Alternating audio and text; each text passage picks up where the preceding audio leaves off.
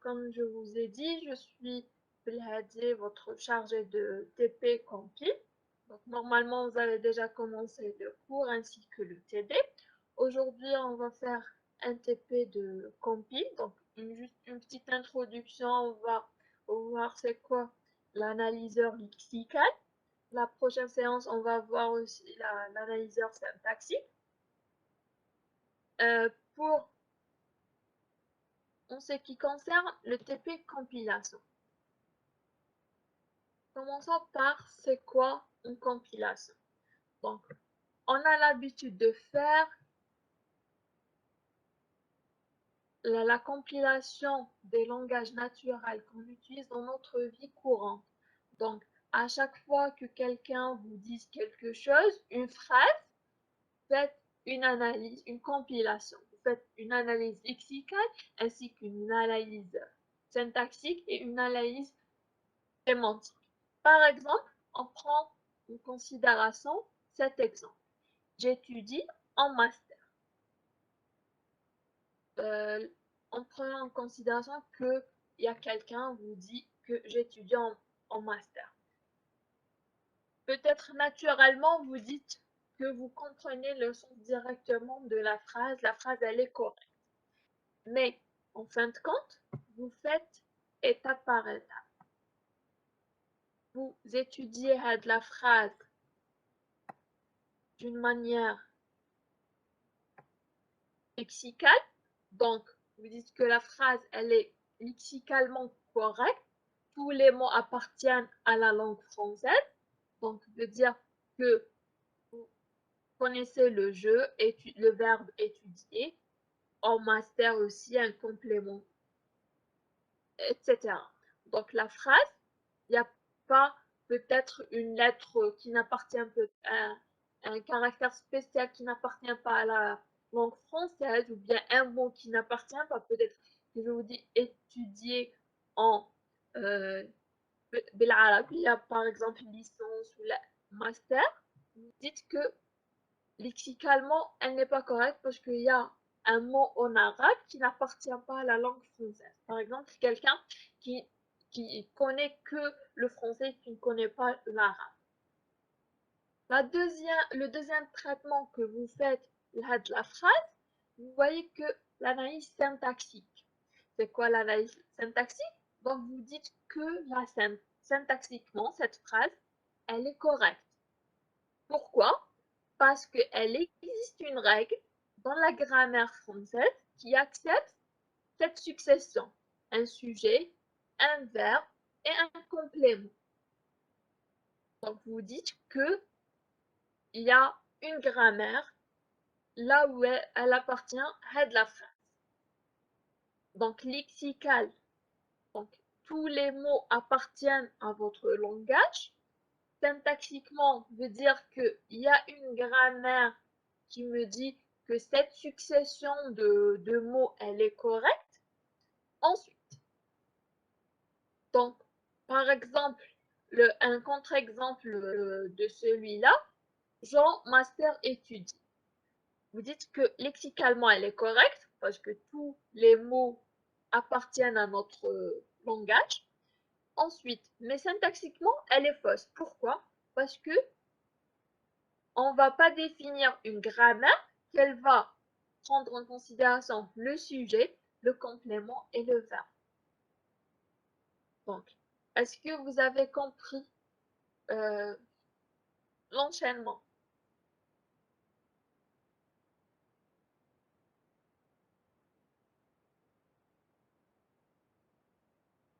Ça va? Vous m'écoutez? Il n'y a pas de coupure?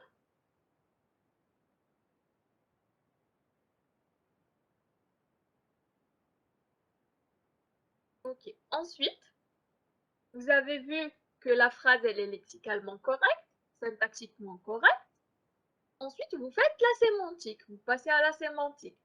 C'est quoi la sémantique? Vous dites que sémantiquement, elle est correcte puisqu'elle a un sens. Comprenez quelque chose, une action, cette description, elle décrit quelque chose, vous la comprenez. Donc, sémantiquement, elle est correcte. Par exemple, je mange une table, mange une table, tous les mots appartiennent à notre langage, à la langue française. Syntaxiquement, correct aussi, puisqu'il y a une grammaire là où elle appartient cette phrase, le sujet, le verbe et un complément. Par contre, sémantiquement, est-ce qu'elle est correcte? Sémantiquement veut dire est-ce qu'elle a un sens? Je vais manger une table. Est-ce qu'elle a un sens? Je mange une table. Non. Donc, une compilation veut dire que je vais étudier chaque ligne de mon, euh, de mon langage. Je vais le vérifier lexicalement, syntaxiquement et sémantiquement. Pour dire que cette phrase ici, dans cet exemple, cette phrase, elle est correcte, je peux l'exécuter.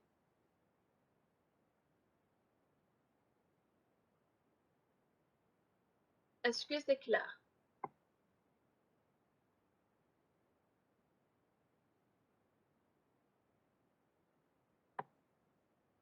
C'est clair? Normalement, le nombre de participants a augmenté. Il y a 25 étudiants. Normalement, tout le monde a reçu l'invitation sur WebEx. C'est ça. Parce qu'il y a normalement une cinquantaine d'élèves. Je continue.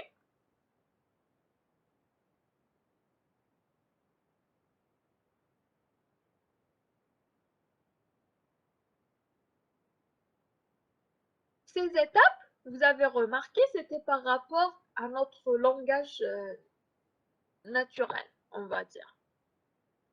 Par contre, dans l'informatique, pour faire une analyse lexicale, on va utiliser des automates. Vous avez vu les automates en L2 normalement. Donc, pour les lexicales, vous allez utiliser les automates. La syntaxique, alors qu'est-ce qu'on va utiliser pour vérifier la syntaxe? Une grammaire, exactement. On va définir une base de grammaire. Et pour une analyse sémantique,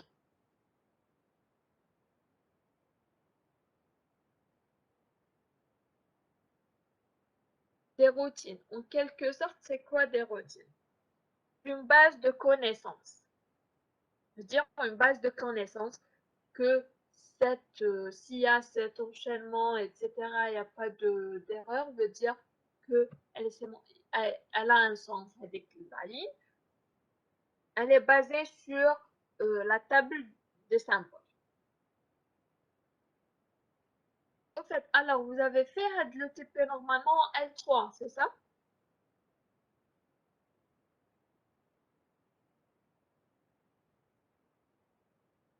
Les autres?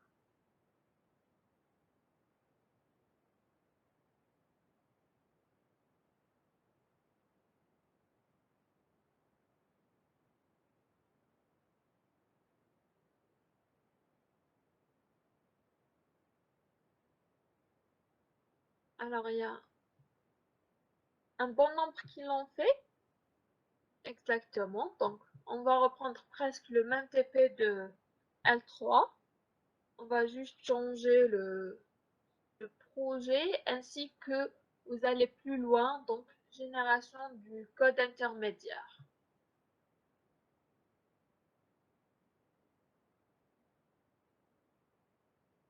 Donc,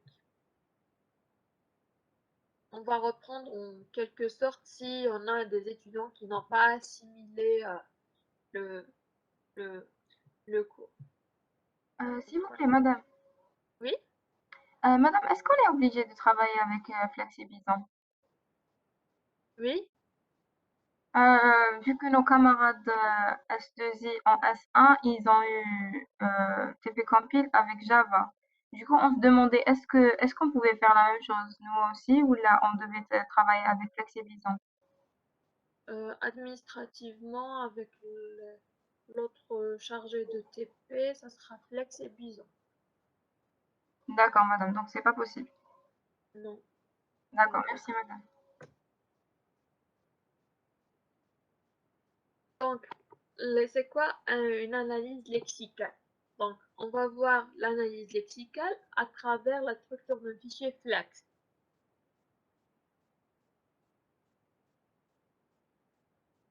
Tout d'abord, c'est quoi un compilateur? Donc, on a un programme source écrit dans un langage X. Donc, on va définir votre propre langage. Ensuite, on va l'introduire dans un compilateur. Le compilateur, il va exécuter le programme source. Il va me détecter les erreurs de compilation et il va me rendre le programme compilé pour être exécuté. Plus en détail, c'est quoi? On a un programme source. Il va faire une analyse lexicale. Il va me détecter les erreurs lexicales et il va avoir une table de symboles pour introduire les informations. Ensuite, donc les entités lexicales ont sorti de l'analyse. Le compilateur va leur faire une analyse syntaxique. Il va ensuite détecter les erreurs syntaxiques. Il va modifier quelques identités de la table des symboles. Donc la table des symboles, c'est l'intermédiaire entre toute l'analyse, notre compilation. Ensuite, on a une arbre syntaxique, puisqu'il y a une grammaire, donc on aura en sortie l'arbre syntaxique. Vous allez faire une analyse sémantique, détecter les erreurs sémantiques à travers la base de connaissances et génération du code, génération et optimisation du code, donc vous aurez le code source. Normalement, c'est cette étape qu'elle est nouvelle dans cette année.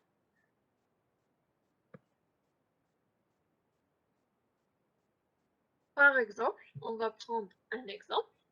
Le programme, c'est suivant. On a un programme qui est écrit dans la base de langage C. Est-ce que vous pouvez me dire s'il est lexicalement correct? On va faire une analyse lexicale. Il est où le chat?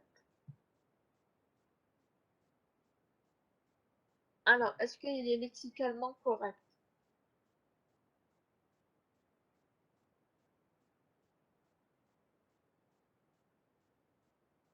Exactement. Lexicalement, il est correct, puisque tous les mots appartiennent à mon langage. On a le mot-clé INT, le main, les parenthèses, les accolades, le point-virgule, égalité, etc. Ensuite, on va faire l'analyse syntaxique. Est-ce que syntaxiquement il est correct? Il y a toujours une grammaire pour définir l'enchaînement de mon exemple. Non. Alors, c'est quoi l'erreur?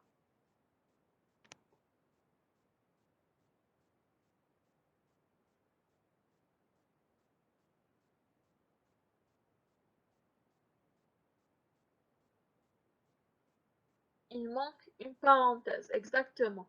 Le F, il faut avoir une parenthèse ouvrante, une parenthèse fermante, à l'intérieur, une condition. Donc, il manque, pardon, il manque une parenthèse. Et sémantiquement, est-ce qu'il est correct?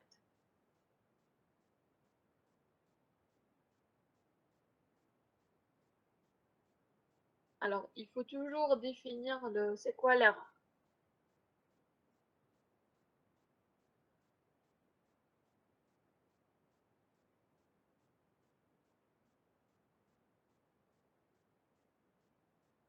Presque tout le monde a trouvé l'erreur. Donc, la déclaration d'un X Madame, float entier, est mais entier.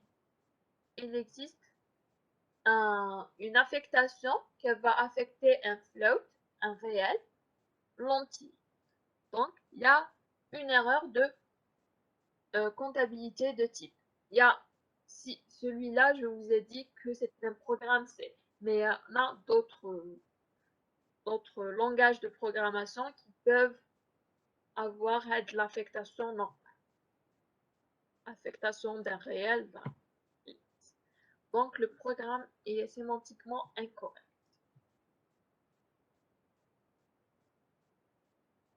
Donc, un analyseur lexical construit la première étape d'un compilateur. Donc, on est dans le premier pas pour voir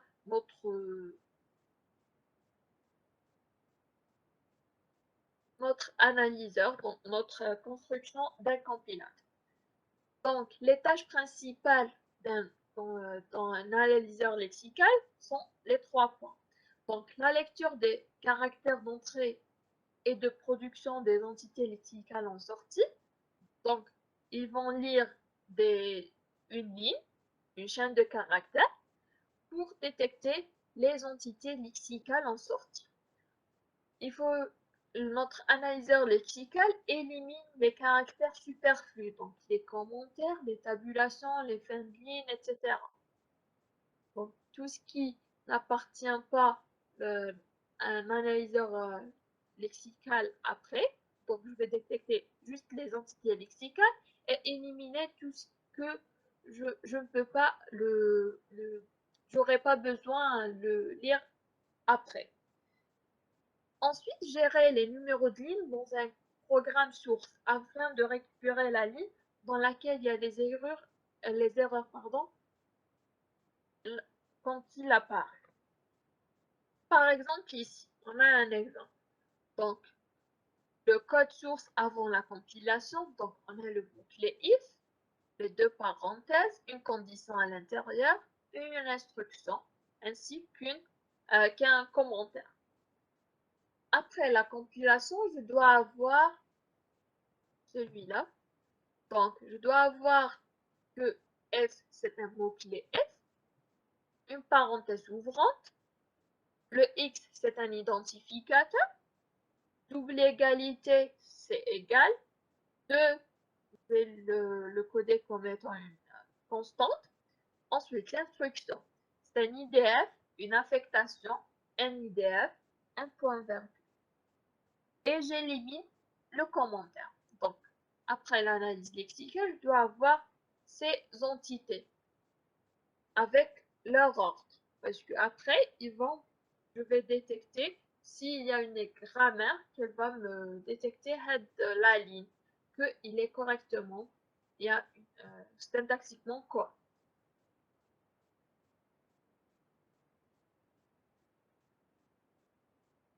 L'analyseur lexical, il est sous la forme d'un grand switch case. Un grand switch. Donc, je vais lui entrer comme entrée une chaîne de caractères. Ensuite, cette chaîne de caractères, je vais détecter si cette chaîne elle est égale à l'expression régulière 1, donc je vais l'encoder. Par exemple, si par exemple, la chaîne entrée, c'est le main.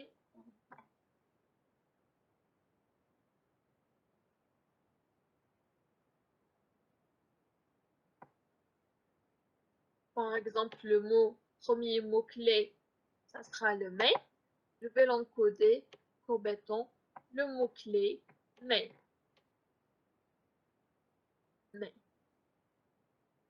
Je m'excuse par rapport à l'écriture.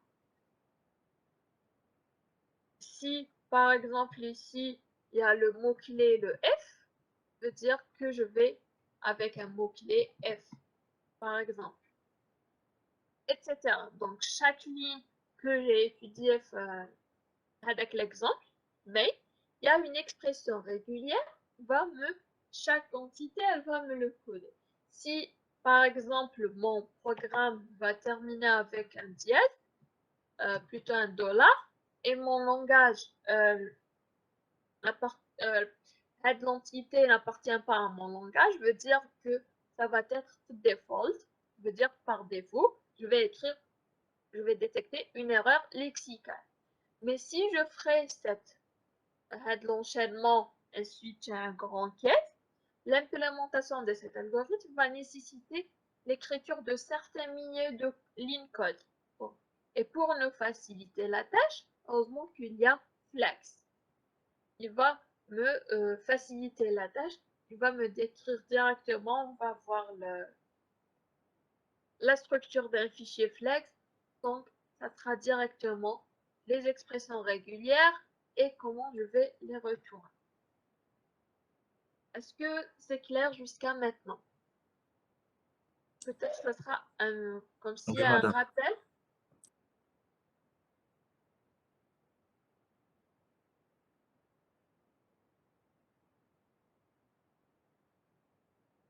C'est clair?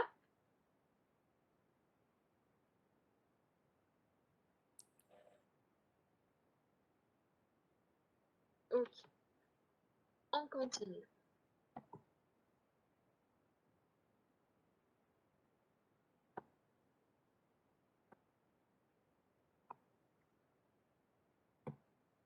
Donc, Flex, c'est quoi? C'est un générateur d'analyse lexicale. C'est lui qui va nous faire le traitement à notre place d'un texte. Il va le voir s'il est lexicalement correct. Donc, il va traduire un analyseur, il va traduire notre analyseur lexical écrit un langage simple, beaucoup plus simple que le langage C. Donc, vous avez vu que on va compiler un fichier .l, donc flex, il va le compiler, il va avoir directement un analyseur lexical écrit en langage C. Donc, c'est le fichier qu'on retrouve, c'est le lex.yy.c. Donc, le but de cet analyseur, c'est, on a bien dit, c'est reconnaître les entités lexicales de notre langage. Ensuite, exécuter des actions à chaque entité rencontrée. Donc, dans mon fichier Flex, il va y avoir plusieurs lignes. Donc, il va reconnaître les entités lexicales et exécuter une action à chaque ligne, à chaque entité qu'il a trouvée.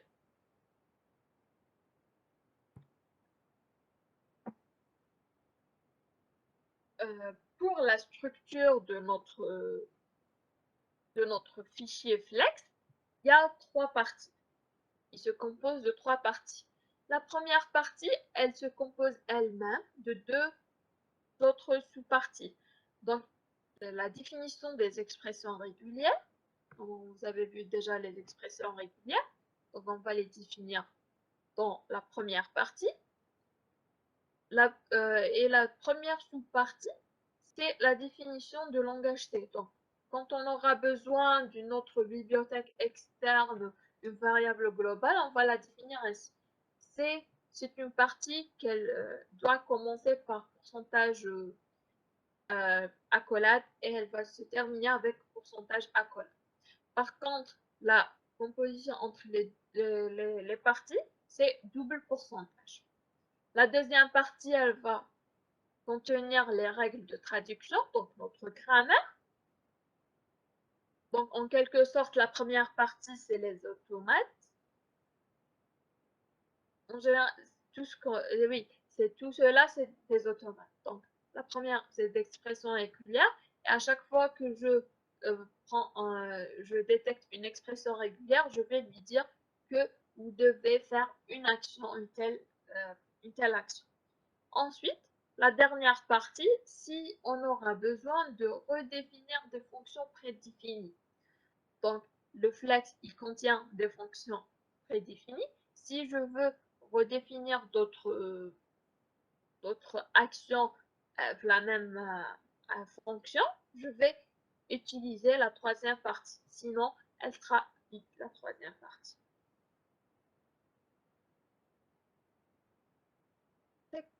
Maintenant, on passe à les expressions régulières. Normalement, vous avez vu. Est-ce que vous connaissez les expressions régulières? Vous les avez déjà vues dans d'autres modules, etc. Oui, madame. Donc, c'est quoi une expression régulière? Donc le premier TP, ça sera comme si une révision pour ceux qui n'ont oublié le module. Donc, c'est quoi une expression régulière? Donc, d'abord, le but. Donner les expressions régulières des différentes entités lexicales sous la forme suivante. Donc, on a un identificateur de l'entité, doit commencer par une lettre, il se comporte aussi que des caractères alphanumériques et des tirés de 8 ou bien le tiré normal. Et l'expression régulière doit être valide. Cette expression doit être valide. Les caractères réservés doivent être précédés par soit le anti-slash, soit les deux cotes. On va voir les caractères réservés. Donc, c'est l'ensemble des caractères réservés. Par exemple, le flux veut dire répéter une ou plusieurs fois. L'étoile, répéter 0 ou plusieurs fois. Donc, si j'écris un x plus, veut dire un x soit une, soit plusieurs fois. Par contre, l'étoile veut dire que je peux lire un vide et ou bien plusieurs occurrences de la même lettre T. Le point d'interrogation veut dire 0 ou une fois seulement. Ça, c'est plusieurs fois. Par contre, l'interrogation, c'est une ou une fois. Donc, soit le vide, soit un 1. La barre, c'est pour faire l'union. Donc, j'ai plusieurs ensembles pour faire leur union. Je ferai directement donc ici, soit le AB, soit le BC. Les parenthèses pour faire une factorisation. Donc, ici, on a soit le A, soit le B. En factorisation avec le C. Je veux dire, je vais choisir le A ici et le C, soit le B et le C. Les deux cotes veut dire une valeur littérale, donc je dois faire une valeur littérale. Je vais utiliser les deux cotes avec le caractère. Vous voyez ici que si je veux utiliser le caractère, le plus, il a une signification, les expressions régulières. Par contre, si je veux l'utiliser sans sa caractère littéral, je vais le précéder entre deux deux codes. Donc, ceci plus le point d'interrogation veut dire un plus point d'interrogation une ou plusieurs fois. La même chose pour le anti-slash. Donc, si je veux un anti-slash, je veux dire que je veux la valeur littérale de le caractère qui qui vient après lui, donc le plus. Donc, ça sera la valeur plus une ou plusieurs fois aussi.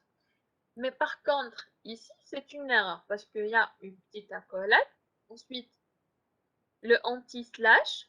Ensuite, l'accolade. Le anti-slash veut dire je vais avoir la valeur littérale les deux cotes. La cote. Donc, la première cote, elle m'indique la fermeture. Donc, c'est une erreur. La première cote ne se ferme pas. Ensuite, il y a le fameux point, veut dire n'importe quel caractère, sauf la fin de ligne. Donc, si je veux n'importe quel caractère et le caractère fin de ligne, je dois utiliser le bar, veut dire union. La deuxième partie des expressions régulières, donc entre deux crochets veut dire un ensemble. Je vais définir un ensemble de caractères. Donc, entre deux crochets, je vais définir les voyelles. Ou bien entre deux cotes, je vais définir la première valeur de notre ensemble et la dernière, et entre les deux, ça sera le tiers. Donc ici, ça sera l'ensemble de 0 à 9. Donc au lieu de faire avec l'union, de faire 0 ou bien 1 ou bien 2, etc., je vais faire là-bas. Le chapeau, c'est pour signifier que je veux le complémentaire. Je veux dire que je veux tous les caractères sauf de 0 à 1. Donc, il faut faire attention, l'ensemble de caractères, pas d'expression régulière, ce qui veut dire que je ne peux pas avoir à l'intérieur les deux crochets une expression régulière. Parce que celui-là va dire que c'est un caractère parenthèse 0, et le caractère barre est 1. Et non pas l'expression régulière, l'union de 0 à 1 une ou plusieurs fois. Par contre, les caractères que je peux utiliser à l'intérieur des deux crochets, c'est le chapeau, c'est pour dire le complémentaire, ou bien le anti-slash pour définir la valeur littérale. Reste les seules expressions régulières à l'intérieur. Donc, je vais dire l'ensemble par exemple, je vais dire tous les caractères sauf le crochet parce que j'ai utilisé l'anti-bas, veut dire la valeur littérale, c'est le premier crochet. Par contre, le deuxième, c'est la fermeture, tu as l'ensemble bien.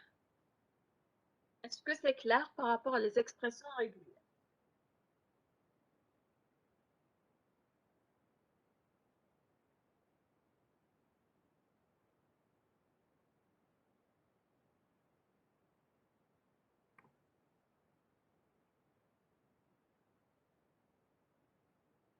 Allez-y, on va détecter les expressions. Normalement, c'est simple. Une suite de caractères alphanumériques qui commence par un caractère alphabétique. Alors, quelqu'un peut me donner directement l'expression régulière de cette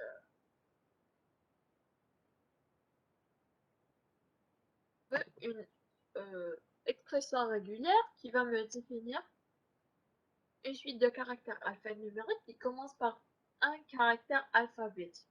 Donc, je veux avoir juste la première lettre alphabétique et le reste, ça sera une suite, une succession de caractères alphanumériques.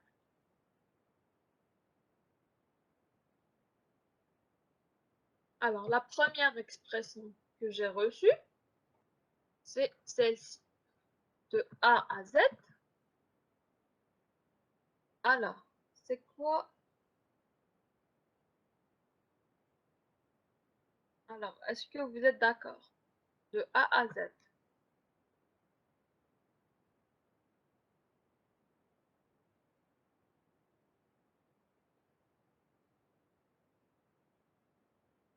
Quelqu'un il m'a dit qu'il manque des majuscules. Alors, il y a une autre expression qui dit que...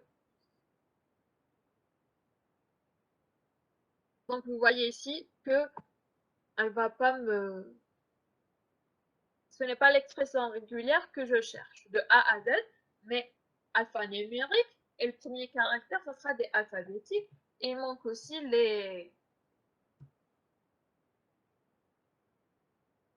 plutôt les majuscules. Donc, de A à Z, pardon.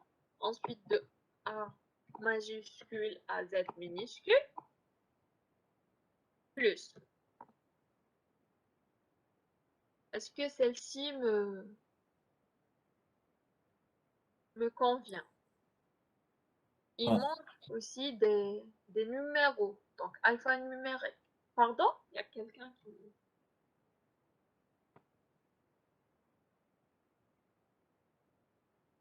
Alors, quelqu'un a parlé?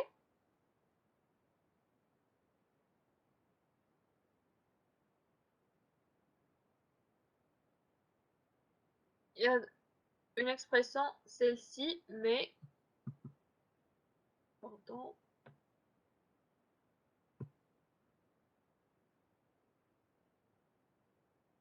Alors, je me suis trompée, donc c'est celle-ci. Il y en a d'autres qui ont oublié et ils ont directement dit de A à Z avec celle-ci. De A à Z, ensuite de A à Z majuscule, sachant, et ensuite ils ont fait le de 0 à 9. Donc ça sera un seul caractère, ou bien même si vous faites un étoile, ils ont dit qu'il doit commencer par un caractère alphabétique.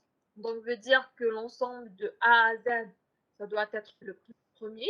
Ensuite, la deuxième partie de ma suite, que je dois accepter de A à Z, minuscule et majuscule, ou bien des numéros.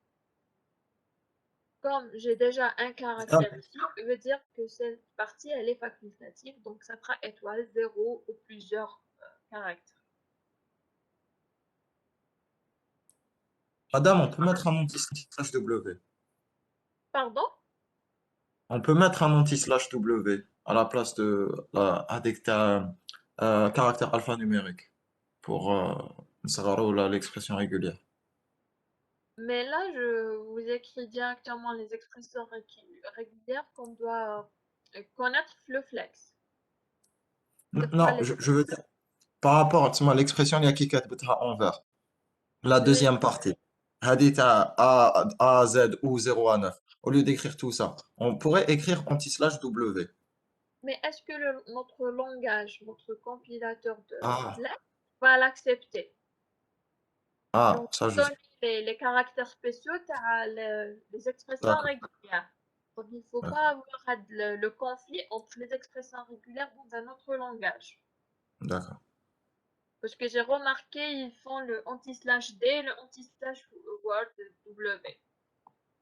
Mais il faut faire attention. Donc, il faut tester après le flex, est-ce qu'il va accepter? Normalement, c'est les caractères spéciaux que je vous ai donnés. Donc ensuite,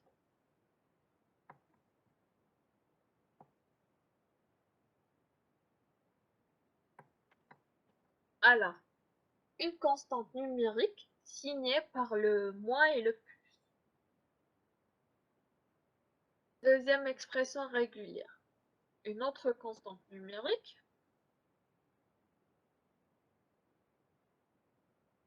Alors, des propositions.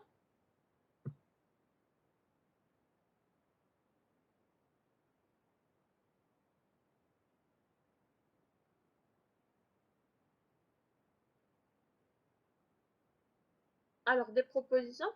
Je, je veux écrire, par exemple, plus 5, moins 10,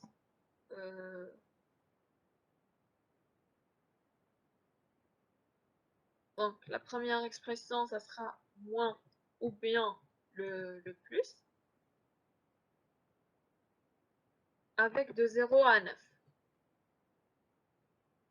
Donc, cette expression régulière, elle va m'accepter le moins 0,0005.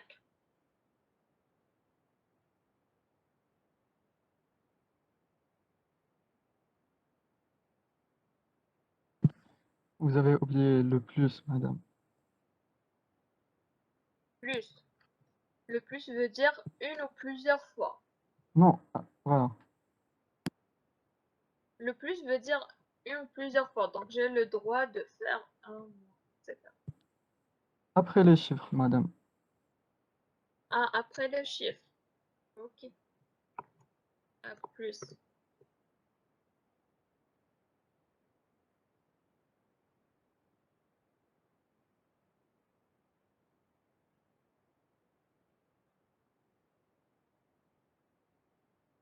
Alors, d'autres propositions.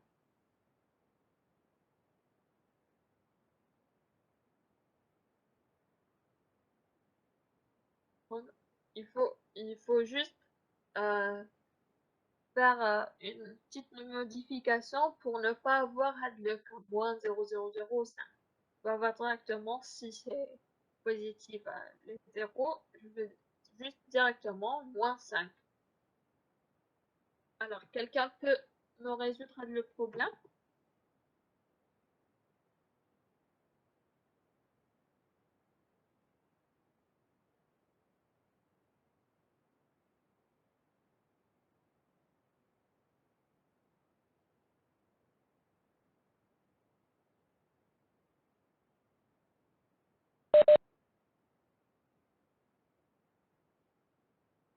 Oui, je débrouille.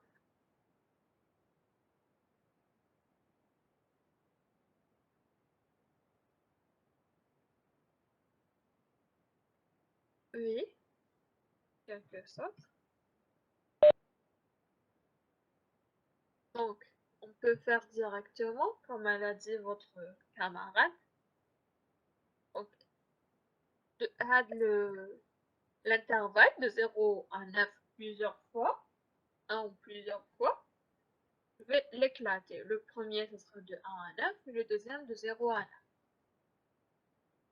Maintenant, par rapport au moins et le plus. Donc, je peux écrire normalement le moins 5, plus 5, comme je peux écrire 5 directement. Donc, je dois avoir aussi le caractère de ponctuation, donc le point d'interrogation. Le étoile, c'est 0 plusieurs caractères. Donc, ça ne nous convient pas. Donc là, voici l'expression régulière. Donc, un ensemble de plus et moins, et non pas entre deux parenthèses. Le point d'exclamation, parce que si je ferais un entre parenthèses et à l'intérieur des unions, je dois spécifier que le plus et le moins, plutôt surtout le plus, avec un anti-slash. La valeur littérale et non pas plus le caractère spécial de l'expression régulière. Ensuite, pour éviter avec le problème des zéros, je vais faire le premier, soit le 1 à 9. Le deuxième, je dois l'avoir avec de 0 à 9 pour éviter le 0 qui doit être le premier caractère, ou bien un seul 0. Le cas, c'est encore le cas spécial pour ne pas avoir des zéros. Il va juste m'écrire un seul 0. Est-ce que c'est clair?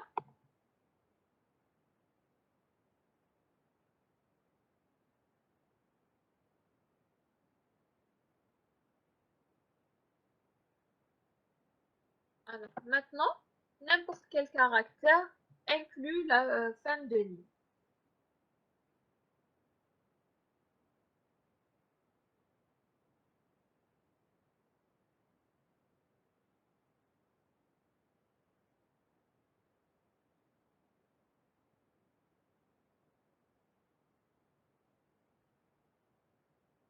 Normalement, celle-ci, elle est simple. C'est toujours un point. Je vous ai dit que le point, c'est n'importe quel caractère sauf le point de la fin de ligne. Veut dire, donc, je vais faire un ou, union, fin de ligne. Donc, maintenant, la dernière expression, c'est tous les caractères à part les espaces, les tabulations et fin de ligne.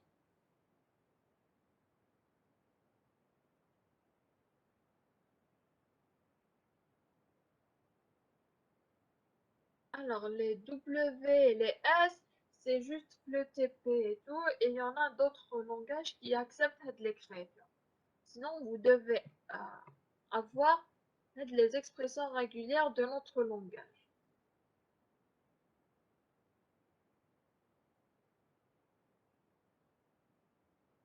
Donc, celui-là, directement, c'est un ensemble. Complémentaire dialogue, c'est l'espace. Il y a un espace ici entre les deux. Le anti-slash 1 pour fin de ligne. Et anti-slash T pour les tabulations. Le anti-slash S, c'est par rapport à l'espace, mais je vous ai dit qu'il n'y a pas de caractères dans notre langage. Donc, soyez prudents par rapport à les expressions régulières. Maintenant, la deuxième partie. On a vu la première partie, ça sera les expressions régulières. Maintenant, ce qu'on appelle les règles de traduction. La deuxième partie, le fichier flex. Donc, ça sera représenter un ensemble des actions associées à chaque entité lexicale. Chaque entité lexicale, elle va y avoir un pattern. C'est quoi un pattern? C'est une expression régulière décrive une entité.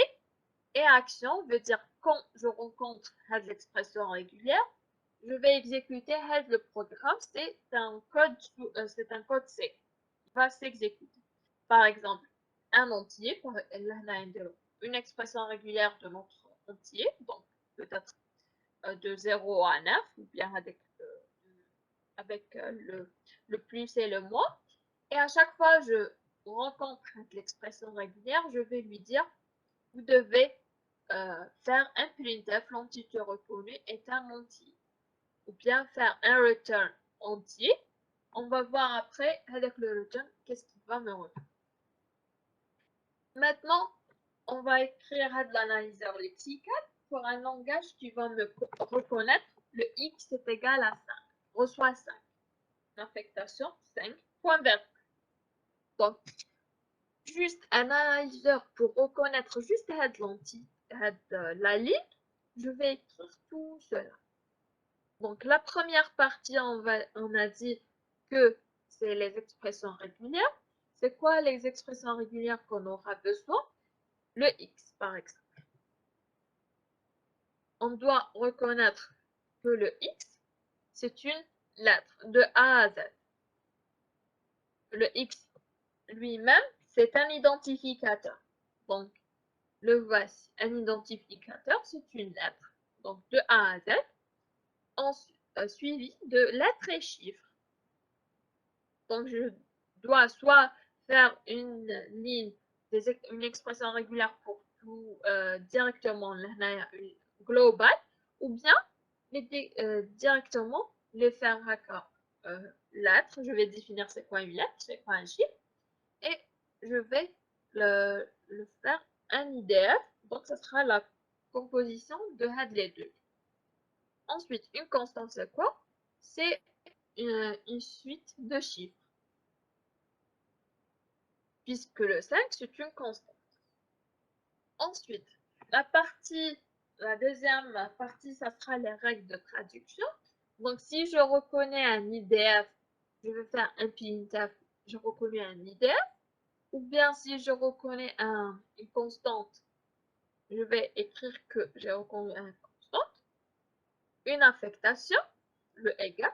Le point virgule, je vais dire que point virgule. Ensuite, il y a les lignes, on va dire des lignes spéciaux. Donc, la première ligne, ce sera pour ignorer les tabulations et les espaces. La deuxième ligne, donc le anti-slash n, pour avoir le nombre de lignes. Donc, on va avoir besoin d'une variable avec le nombre de lignes. On va la décrire la partie langage C, ici, l'en-tête quand même. Et le point veut dire qu'on a les règles de traduction comme si c'est un switch, c'est un grand switch case. Donc, si il n'y a pas l'entité, elle ne rentre pas l'IDF, elle ne rentre pas la constante, etc., veut dire qu'il y a une erreur. Une erreur pour dire directement à quelle ligne je vais avoir besoin le nombre de lignes, je vais l'utiliser, je vais lui dire que à la ligne, nombre de lignes. Et la dernière partie, c'est le main, le YYLex pour me directement pour annoncer, pour faire pour exécuter l'analyseur lexique. Est-ce que c'est clair par rapport à cet exemple?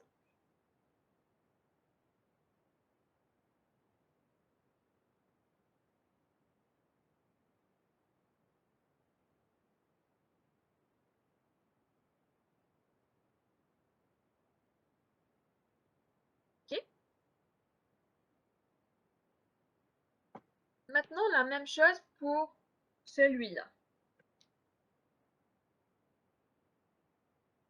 Celui-là, il y a deux entités, deux lignes que je veux reconnaître. notre analyseur lexique.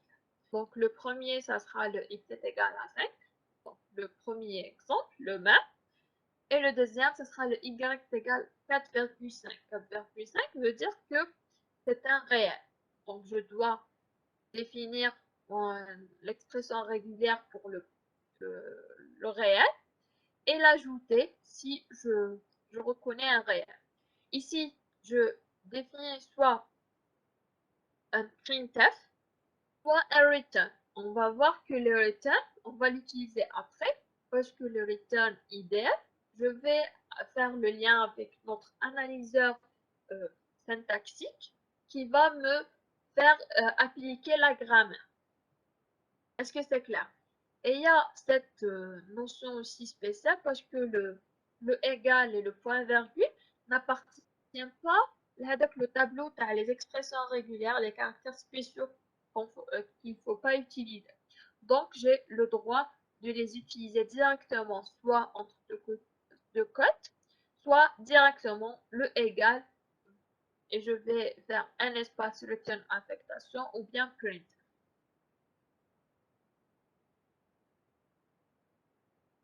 Normalement, c'est clair par rapport à celui-là.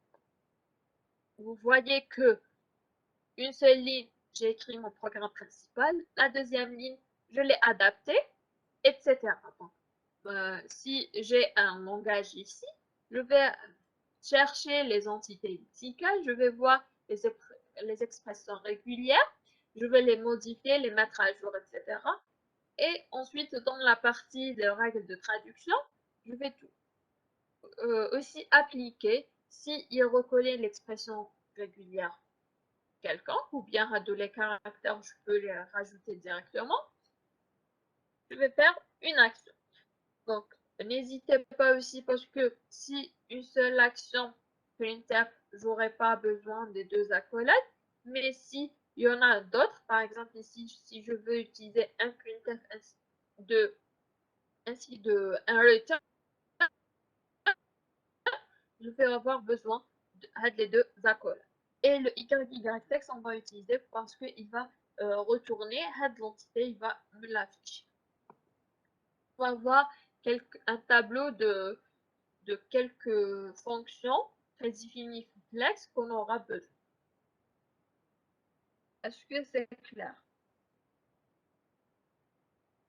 Donc, par exemple, on a écrit notre analyseur, celui-là, pour dérouler Hadley. Mais moi, je vais écrire dans un autre fichier, on va le dérouler. Par exemple, je vais utiliser directement un x est égal à 5, point virgule. Je vais avoir un anti-slash 1.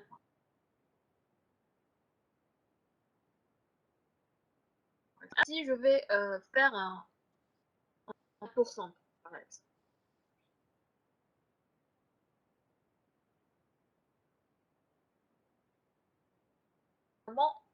Il donne la première règle de traduction. Un x.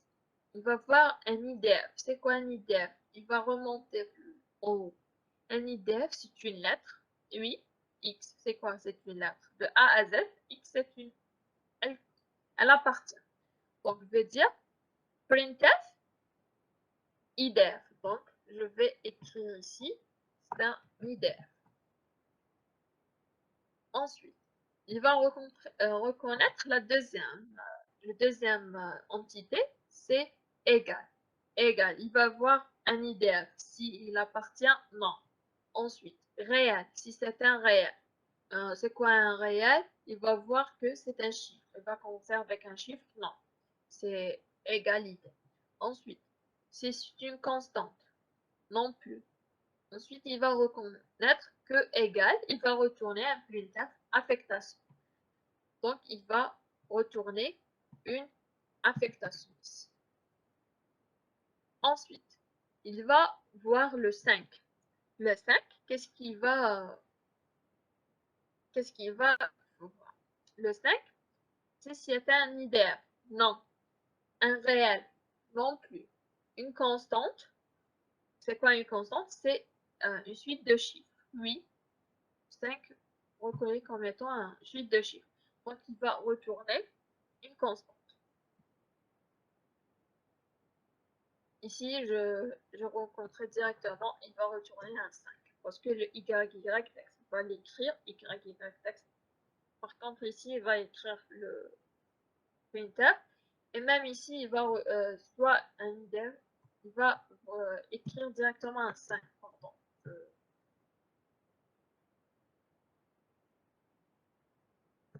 Je n'arrive pas à la supprimer, mais bon. Donc, il va, parce que il y a le YY texte. Ce n'est pas des returns. Donc, il va X, affectation et 5.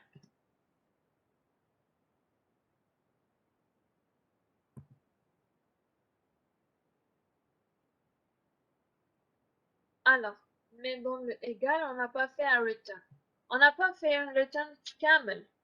Donc, soit on fait un return, veut dire qu'on va faire la suite après le donc une analyse syntaxique, mais ici on va faire un printf. Donc, il va m'écrire directement le x, l'affectation et un 5. On va voir le cas avec le return après. Donc, on est arrivé à 5. Ensuite, il va reconnaître le point virgule. Si c'est le point virgule, c'est un EDF, non. Un réel, non. Constant, non plus. Égalité, point virgule, il va écrire un point virgule. Donc ici, il va écrire un point virgule.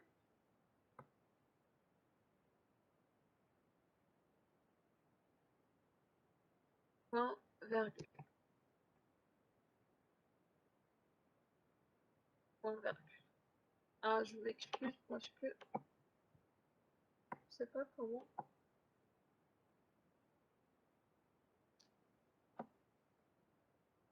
Alors, je dois reconnaître. Donc, on avait écrit un x égale à 5, point virgule. Ensuite, un anti-slash 1, un anti-slash n. Dans les fichiers, on va pas voir le anti-slash n, mais c'est celui-là qu'on va dérouler.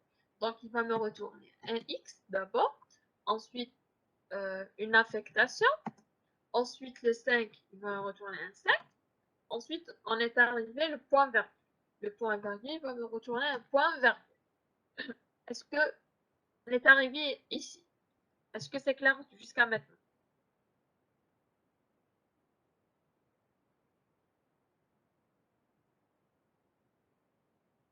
Alors, il y a quelqu'un qui me dit c'est quoi la fonction YYText. YYText, on va voir. C'est une fonction prédéfinie plus flex, elle va me retourner. C'est quoi l'IDF recall. Ensuite, le point virgule. Maintenant, ici en quelque sorte, après le point virgule, il y a un anti-slash 1.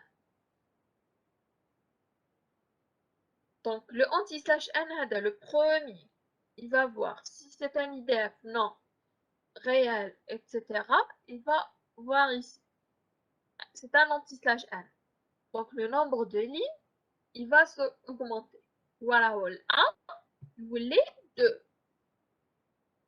Peut-être qu'il dit là, la deuxième ligne. La deuxième ligne, c'est toujours un anti-slash 1. Donc, il va voir s'il n'y a pas, donc le parole, il va devenir un 3. Donc, là, déjà, il s'est incrémenté le 2. Ensuite, là, le 3. Le 3 aussi, la même chose. Il va faire parcourir une par une les règles de traduction. Donc, je vous ai dit que c'est un switch.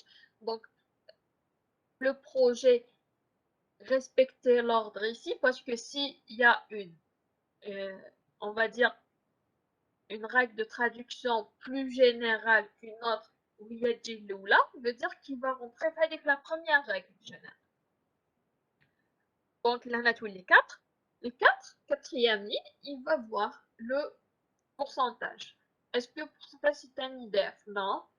Réel non plus, constante, etc. Solide, non.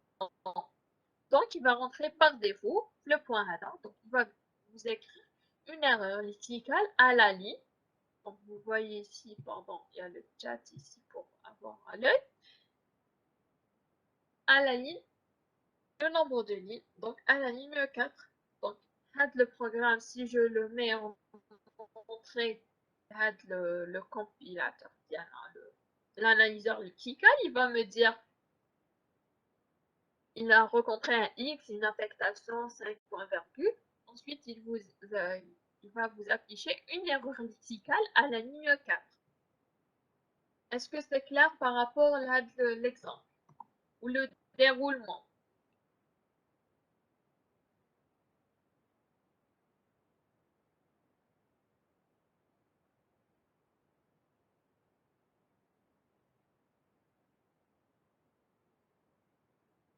Alors, il n'y a pas de problème?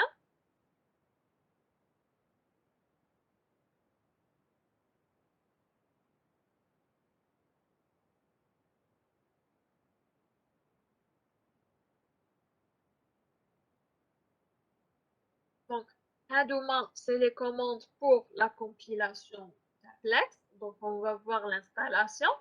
Ce sera le Flex, le mot-clé Flex avec le nom de notre, par exemple, le TP, etc., .l, d'une extension .l. Donc, vous aurez besoin soit d'utiliser le notepad, soit le Sublime, etc. Les deux commandes pour compiler, on va avoir en sortie, comme je vous ai dit, le lex.gy.c. Donc, pour le compiler et avoir notre sortie.c, donc ça sera soit le CC, le Linux, soit le GCC, le Windows. On va compiler le lex.gy.c pour avoir notre exécutable monté. Avec, vous devez avoir l'extension, on va dire, la bibliothèque, plutôt tirer LFL, c'est la bibliothèque de Flex. Pour lui donner en entrée le compilateur C pour avoir votre exécutable. Ensuite, pour exécuter le programme exécutable, vous faites juste le point // le nom de votre exécutable. Et s'il y a un problème, vous tombez sur une boucle vide, etc., vous faites directement un contrôle plus C, donc un contrôle C directement, c'est ça la limite, pour arrêter l'exécution. Donc, les actions d'Aflex que je vous ai dit, par exemple avec le YYTest.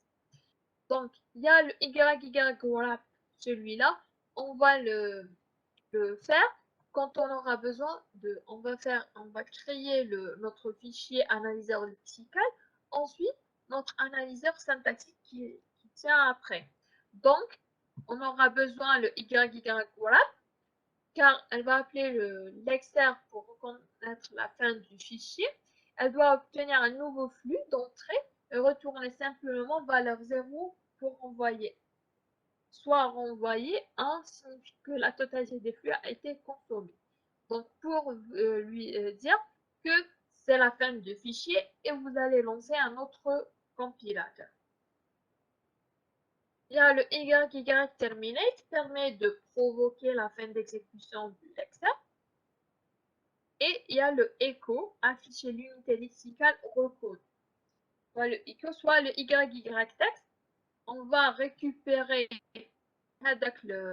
l'entité reconnue, le YYText. Non, le YYText, on va l'afficher avec le filtre. Normalement, vous pouvez utiliser directement le echo, il va l'afficher avec l'entité reconnue. On aura besoin aussi, le projet, vous aurez besoin de la fonction le YYLength. Elle va déterminer, dire l'IDF, la taille à l'IDF. Pour personnaliser l'affichage le message d'erreur, pour vous dire directement que à la ligne X et la colonne Y. Donc, vous aurez besoin de YYLength. Il y a le YYVal, une variable globale utilisée par Flex pour stocker la valeur correspondante au token. Donc, on aura besoin aussi de la dernière partie sémantique de YY5. Donc, ne vous inquiétez pas, on va faire étape par étape la construction même des fichiers. Je vais chaque fois vous donner des exemples, etc. Il y a le YY linéo et le numéro de la ligne courante. YYIN, si vous voulez directement compiler un fichier d'entrée, le out, le récupérer fichier de sortie. Par exemple, normalement, un exemple, c'est celui-là. C'est la même ligne, c'est le même compilateur qu'on a utilisé tout à l'heure.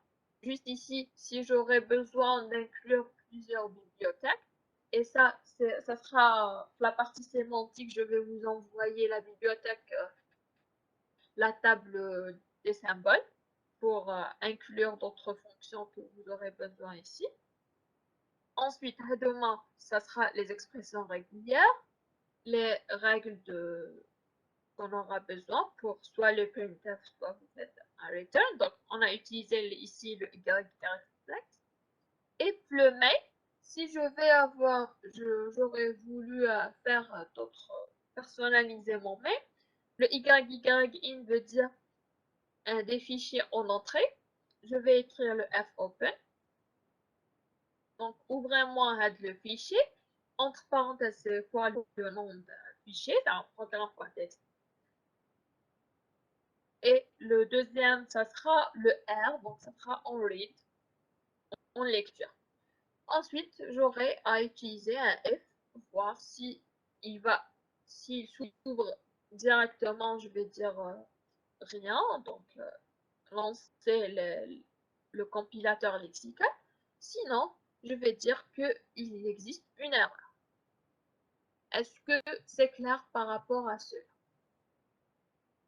Vous pouvez nous envoyer les slides. Oui, à chaque fois qu'on termine une partie, je vais vous envoyer. Maintenant, on a fait la partie lexicale. Donc, est-ce que c'est clair par rapport à la partie lexicale?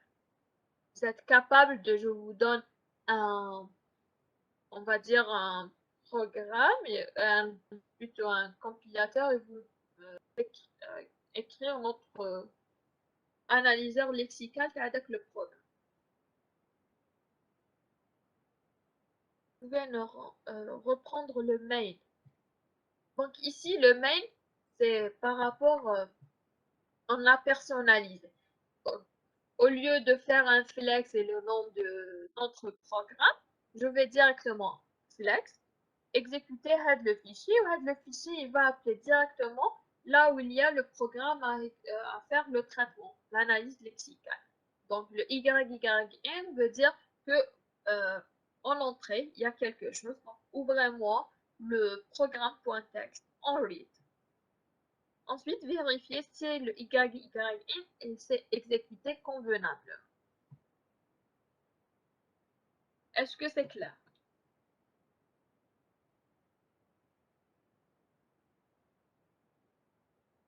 C'est clair par rapport à l'analyse lexicale, les expressions régulières.